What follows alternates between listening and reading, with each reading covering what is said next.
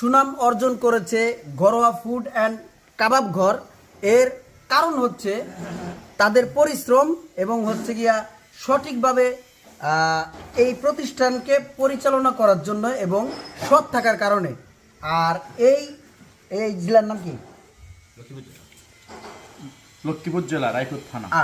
এই লক্ষ্মীপুর জেলার রায়পুর থানার কিন্তু প্রায় যারা এই রেস্টুরেন্টে একবার খাইছে বা আসছে তাদের কিন্তু ভালোবাসা কিন্তু সে সর্বক্ষণিক পায়।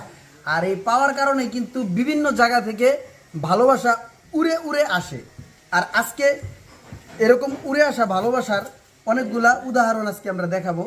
যেমন হচ্ছে এই কেকটাকে দেখেন, এই কেকটাকে ঘরোয়া ফুড অ্যান্ড কাবাব ঘর এই প্রতিষ্ঠানকে ভালোবেসে কিন্তু একটা ভাস্তি, আমাদের ভাস্তি কিন্তু এই কেকটা আমাদেরকে পাঠিয়েছে ভালোবাসার খাতিরেই কিন্তু। হ্যাঁ, এটা কিন্তু হোমমেড করা এবং কত সুন্দর একটা ডিজাইন করে পাঠিয়েছে। ঠিক আছে, হয়তো বা ভাই এটা কি অ্যাভেলেবেল? আচ্ছা, কেউ যদি মানে অর্ডার দিতে চায় তাহলে এই যে নাম কি? Cake by Norin.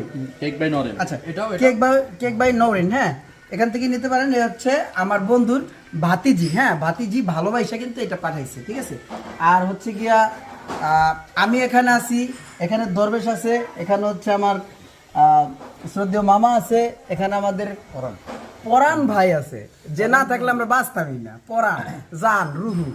ঠিক আছে, তো এখানে আমার এই ভাই আছে, সাফি আছে।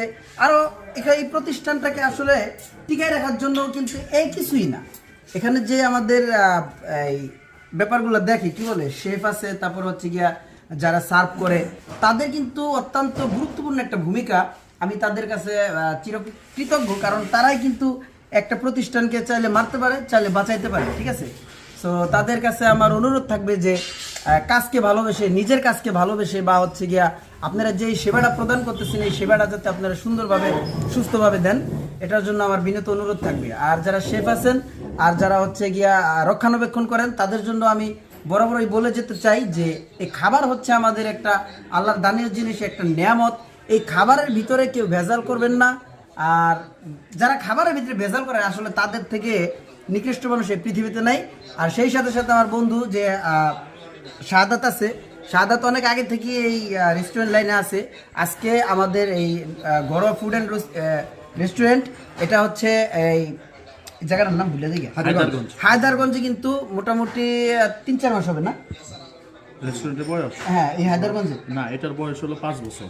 5 বছর। আর ঘরোয়া ফুড অ্যান্ড কাবাব ঘর এইটাই 5 বছর। আচ্ছা, 5 বছর যাবো। তোমার আন্ডার কতদিন? আমার আন্ডার 5 বছর। আচ্ছা, 5 বছর যাবো। তো আমার কি করবে? আমি তো